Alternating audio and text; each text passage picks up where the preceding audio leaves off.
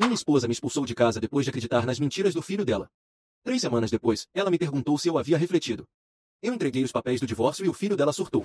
Estou parado na entrada da garagem, vendo minhas roupas voarem pela janela do segundo andar, e ainda não consigo processar o que está acontecendo. Minha esposa, Lauren, está lá em cima gritando, o rosto vermelho de uma raiva que eu nunca tinha visto antes, mandando eu sair da casa dela.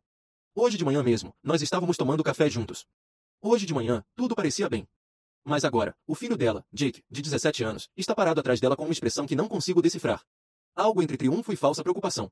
Ele põe a mão no ombro dela como se estivesse tentando confortá-la, mas seus olhos se encontram com os meus por um instante, e eu juro que vi um sorriso de canto de boca.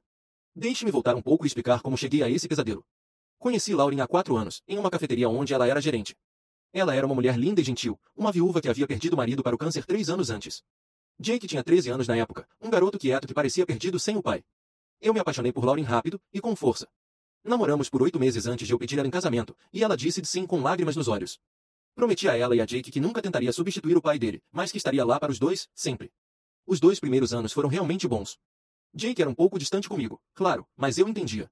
Nunca o forcei, nunca exigi que me chamasse de pai ou nada do tipo. Ajudava com os deveres da escola quando ele pedia, o levava para a casa dos amigos, pagava pelo celular, pelas roupas. Comprei uma casa maior para que ele tivesse o próprio quarto. Lauren estava feliz, nós estávamos felizes, e eu achei que Jake estava se adaptando.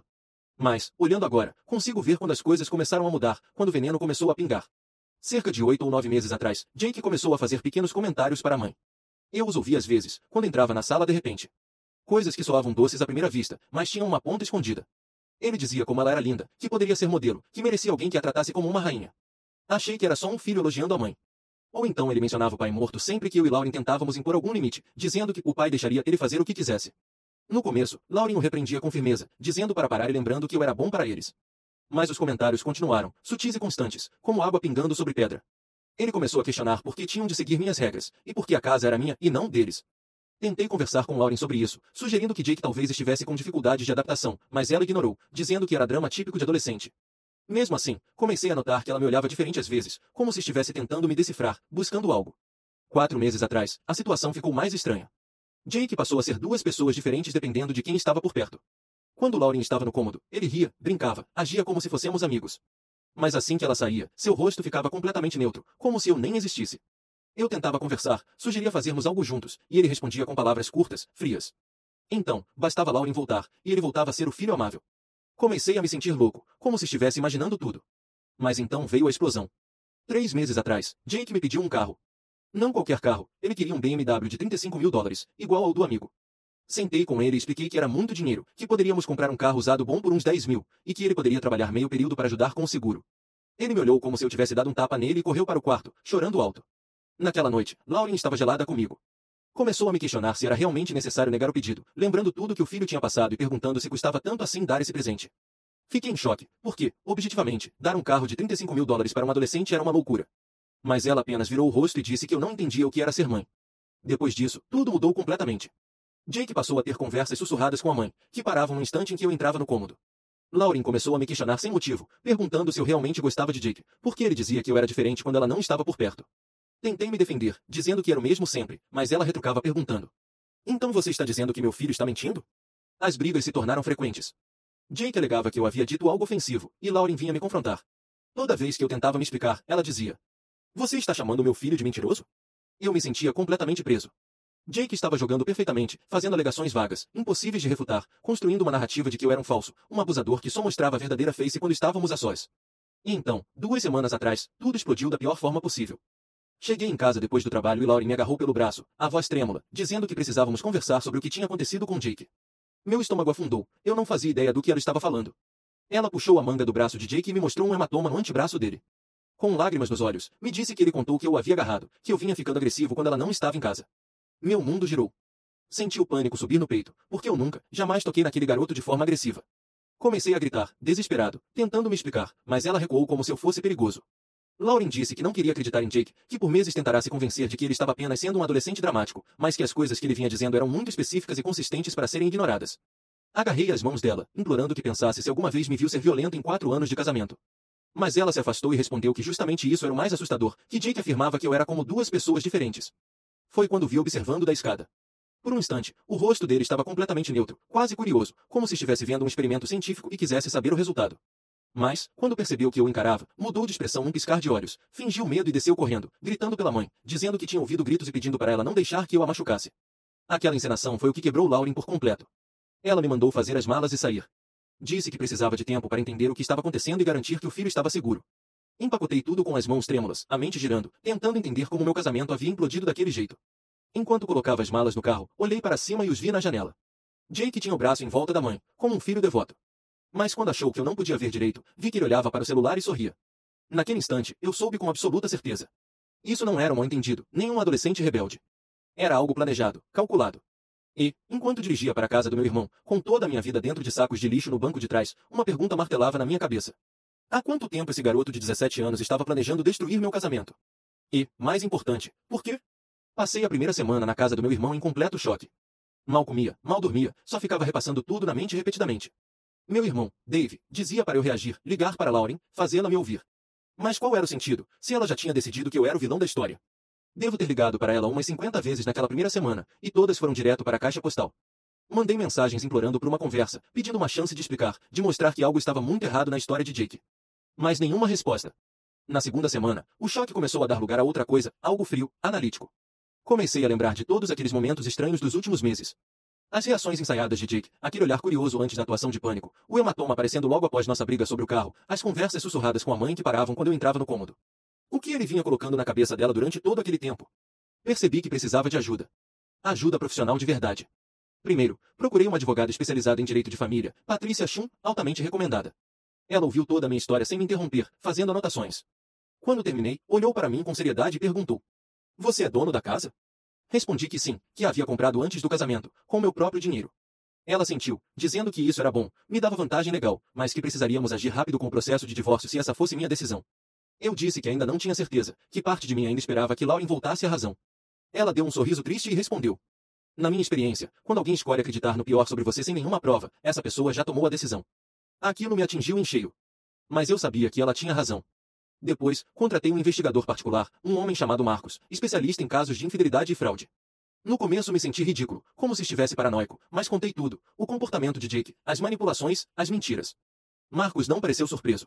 Disse que já tinha visto casos assim, adolescentes que manipulavam os pais em situações de divórcio ou em famílias recompostas. Adolescentes podem ser manipuladores extremamente sofisticados quando querem algo, ele disse. Deixe-me verificar primeiro as finanças. Geralmente há um rastro de dinheiro. Demorou menos de uma semana para Marcos encontrar a primeira bomba. Nossa conta conjunta, que eu e Lauren usávamos para despesas e poupança da casa, estava sendo drenada há quase 6 meses.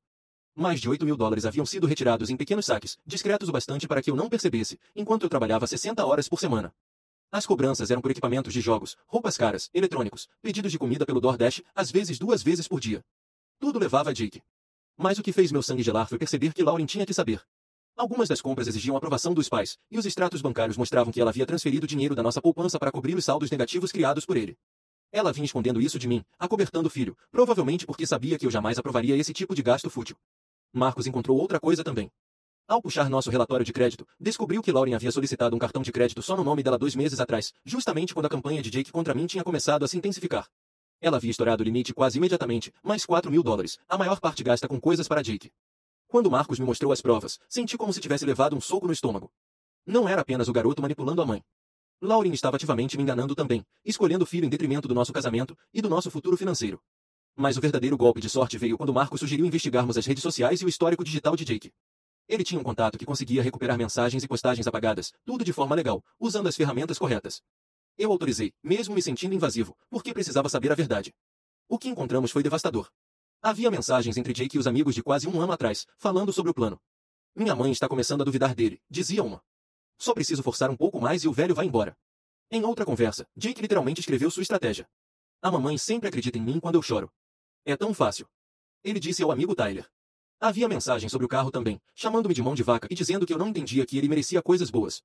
Mas a pior mensagem, a que fez tudo ficar absolutamente claro, era de 3 semanas antes, logo antes de tudo explodir. Quase lá. Já preparei o hematoma. Vou mostrar para mamãe hoje à noite. Isso deve ser o prego final no caixão. Ele havia planejado o hematoma. Deliberadamente se machucou para me incriminar. Marcos também encontrou um vídeo, escondido no armazenamento em nuvem de Jake, provavelmente gravado por acidente. No vídeo, Jake estava no banheiro batendo o próprio antebraço na quina da pia, fazendo careta de dor, mas repetindo o movimento até o hematoma escurecer. Melhor que funcione, ele murmura no vídeo. Fiquei ali, vendo aquele garoto de 17 anos machucar a si mesmo para destruir meu casamento, e senti náusea física. Por quê? Por que alguém faria algo tão cruel e calculado? O que eu tinha feito para merecer isso? Então Marcos me mostrou a última peça do quebra-cabeça.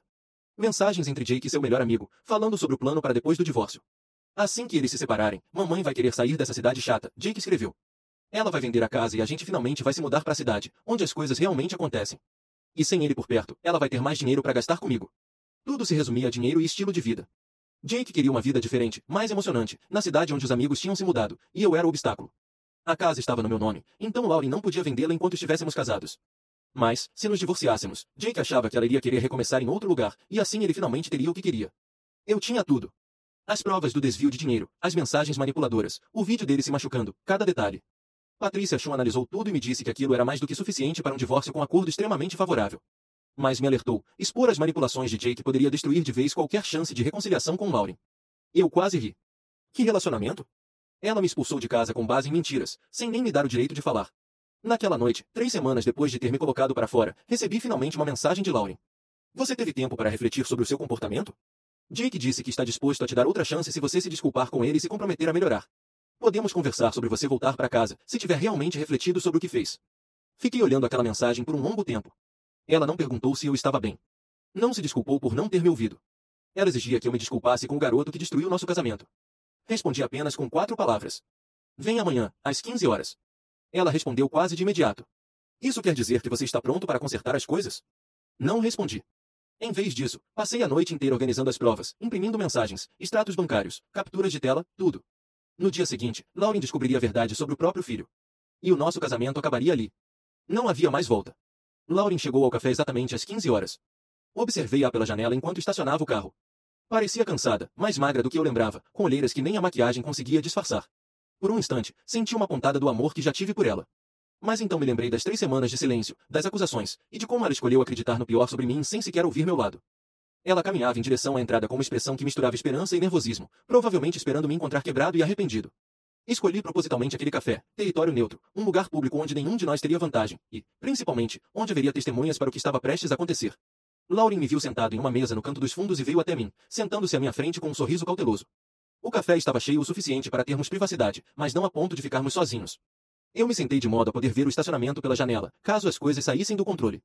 Ela começou a falar quase imediatamente sobre como ela e Jake vinham conversando, e que talvez, se eu estivesse disposto a fazer terapia e trabalhar nas minhas questões de raiva, poderíamos encontrar uma forma de seguir em frente. Deixei-a falar por uns 30 segundos antes de levantar a mão, interrompendo-a.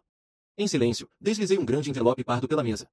Lauren olhou confusa para ele, depois para mim, com perguntas nos olhos. Eu disse apenas, com a voz fria e controlada. Abre. Ela hesitou, mas pegou o envelope com as mãos trêmulas. A primeira coisa que viu foram os papéis do divórcio, oficiais, já assinados pela minha advogada. O rosto dela ficou branco. Olhou para mim, chocada, começando a balbuciar. Nós poderíamos resolver isso. Mas eu disse calmamente. Continuou olhando.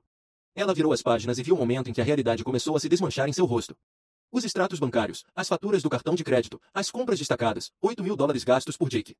Lauren tentou se justificar, mas eu a interrompi novamente. Continua. Então ela chegou às mensagens impressas, às conversas entre Jake e os amigos, onde ele detalhava todo o plano de manipulação. Vi exatamente o instante em que ela leu as palavras do próprio filho. Mamãe sempre acredita em mim quando eu choro. O velho logo vai embora. As mãos dela começaram a tremer. Ela balançava a cabeça, murmurando que não podia ser real, que talvez as mensagens fossem forjadas. Foi então que tirei meu celular do bolso e, sem dizer nada, dei play no vídeo com o volume baixo o bastante para só ela ouvir. A voz de Jake soou nítida enquanto ele batia o próprio antebraço contra a pia, repetidamente, até formar o hematoma. Lauren desabou. Deixou os papéis caírem sobre a mesa, levou a mão à boca, o rosto completamente destruído. Começou a murmurar, entre soluços. Ele disse que você o agarrou, que estava com medo, que você estava gritando. Eu a interrompi, com frieza. Ele te enganou. Há meses ele vem destruindo nosso casamento, passo a passo, para que você vendesse a minha casa e se mudasse para a cidade com ele. Está tudo ali, nas mensagens. Ela começou a chorar baixinho, tremendo toda, tentando conter o som em meio ao burburinho do café. Era a quebra de uma mãe, percebendo que o próprio filho havia manipulado tudo. Então ela me perguntou, em meio às lágrimas. Por que você não me fez ver? Por que não me mostrou antes? Aquilo me atingiu em cheio. Eu respondi, com a voz trêmula, mas firme. Eu tentei. Implorei para a gente conversar. Mas você preferiu acreditar nele, sem prova, sem nem ouvir o meu lado. Você me expulsou da minha própria casa por causa de uma mentira. Lauren tentou tocar minha mão, mas eu a retirei. Ela chorava, dizendo desesperada que só estava tentando proteger o filho. O que eu deveria ter feito? Ela perguntou. Eu respirei fundo e respondi. Você devia ter sido minha esposa. A voz saiu mais alta do que eu pretendia, e logo abaixei o tom, lembrando que estávamos em público. Depois de 4 anos de casamento, você devia ter me dado o benefício da dúvida. Devia ter feito perguntas, pedido provas, qualquer coisa. Mas não. Porque, no fundo, você já tinha escolhido o lado dele.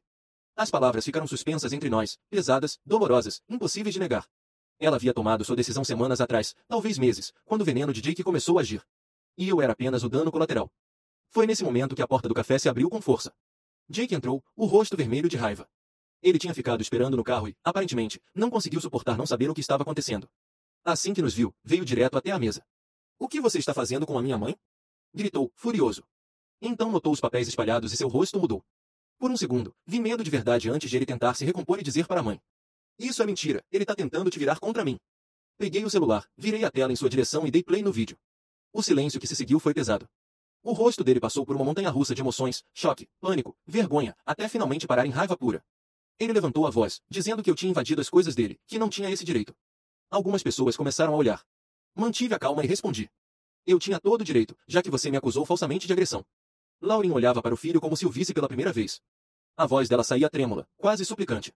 "Me diz que não é verdade, Jake, por favor, diz que você não fez isso." E foi aí que a máscara dele caiu de vez. "E se eu fiz?" Ele respondeu, a voz subindo, chamando ainda mais atenção no café. Ele disse que ela era infeliz comigo de qualquer jeito, que eu era entediante, mesquinho e não era o pai dele, que os dois já deveriam ter saído daquela cidade idiota há 1 ano. Lauren ofegou, como se tivesse levado um tapa no rosto. Os olhos dela se moveram em volta, notando os olhares curiosos dos outros clientes, que agora observavam abertamente a cena. Mas Jake não parecia se importar. Continuava falando, exaltado, dizendo que fez o que precisava fazer, porque todos os amigos dele tinham se mudado para a cidade grande e ele estava preso ali por minha culpa. Disse à mãe que ela merecia coisa melhor, que os dois mereciam, e que, assim que ela se divorciasse e vendesse a casa, finalmente poderiam ter uma vida de verdade. Eu o interrompi em voz baixa, lembrando de que a casa era minha, comprada antes do casamento, e que Lauren não podia vendê-la. O rosto dele ficou ainda mais vermelho. Começou a gritar sobre processos judiciais, dizendo que a mãe do amigo tinha ficado com metade de tudo no divórcio. Foi então que percebi o momento exato em que Lauren finalmente entendeu o que o filho havia se tornado, bem ali, no meio de um café lotado. Ela sussurrou, com a voz quebrada: "Você destruiu meu casamento, por dinheiro? Por causa de uma mudança de cidade? Você me fez acreditar que meu marido te agredia, só para poder ir embora daqui e ficar perto dos seus amigos?" Jake tentou recuar, agora percebendo os olhares ao redor, gaguejando que não era bem assim, que só queria que nós fossemos felizes. Mas eu cortei toda aquela confusão e falei com firmeza, de forma calma e definitiva: "Vocês têm 30 dias para encontrar outro lugar, como está estipulado nos papéis do divórcio. Depois disso, eu vou retomar minha casa." Lauren me olhou com um desespero profundo nos olhos, implorando por tempo, pedindo para processar tudo, para consertar o que foi quebrado. Mas eu já tinha acabado. "Não há nada para consertar", respondi. "Você escolheu acreditar que eu era um monstro sem nenhuma prova. Você deixou seu filho te manipular por meses e nunca questionou nada. E agora, mesmo com a verdade escancarada na sua frente, ainda está me pedindo uma nova chance. Mas a verdade dolorosa é que você nunca me deu uma primeira chance." Lauren desabou de vez, cobrindo o rosto com as mãos e chorando alto, enquanto Jake permanecia de braços cruzados, o semblante fechado e desafiador, mesmo com todo o plano dele desmoronando. Olhei para eles, aquela mãe e filho que destruíram minha confiança e meu casamento, e não senti raiva, nem amor. Apenas vazio. Um espaço onde, antes, havia esperança. Levantei-me da mesa, peguei minha cópia dos documentos e disse apenas: "Vocês têm 30 dias." Lauren tentou segurar meu braço, mas eu me desvencilhei com calma e caminhei em direção à porta. Atrás de mim, ouvi o som dos soluços dela misturado com a voz irritada de Jake, provavelmente tentando inverter a situação mais uma vez. Saí do café e entrei no carro. Pelo vidro, vi os dois ainda ali, Lauren com a cabeça entre as mãos, chorando, e Jake gesticulando, ainda discutindo, culpando todo mundo, menos a si mesmo, mesmo com as provas da própria manipulação espalhadas na mesa. 1 mês depois, minha advogada me ligou para confirmar que eles haviam se mudado dentro do prazo. Tinham encontrado um apartamento pequeno de 2 quartos do outro lado da cidade, nada comparado à casa que deixaram. Patrícia me contou que Lauren tentou pedir uma compensação financeira, mas não tinha base legal alguma, já que a casa era minha antes do casamento e ela havia sido cúmplice no desvio dos $8.000. Meu irmão disse, por amigos em comum, que Lauren estava arrasada, mal conseguia trabalhar, e que Jake a fazia viver um inferno, culpando-a por não ter vendido a casa, por ter arruinado o plano. O relacionamento deles estava despedaçado, com Jake tratando a mãe com o mesmo desprezo manipulador que havia mostrado comigo. De vez em quando, tarde da noite, eu sentia uma pontada de tristeza, lembrando dos tempos bons, antes de o veneno de Jake destruir tudo. Mas, na maior parte do tempo, sentia alívio. Era como ter desviado de uma bala que teria me destruído lentamente. Por que você não constrói um casamento com alguém que não confia em você? E não pode amar alguém que te descarta no primeiro sinal de conveniência. Aprendi a lição mais dura da minha vida, uma que me custou 4 anos de um casamento que achei que duraria para sempre. Confiança sem comunicação não é confiança. É fé cega. E fé cega, sem questionar, é perigosa. Jake me ensinou isso da forma mais cruel possível. E agora, ele e Lauren estavam vivendo as consequências das mentiras que escolheram acreditar e da lealdade que colocaram no lugar errado.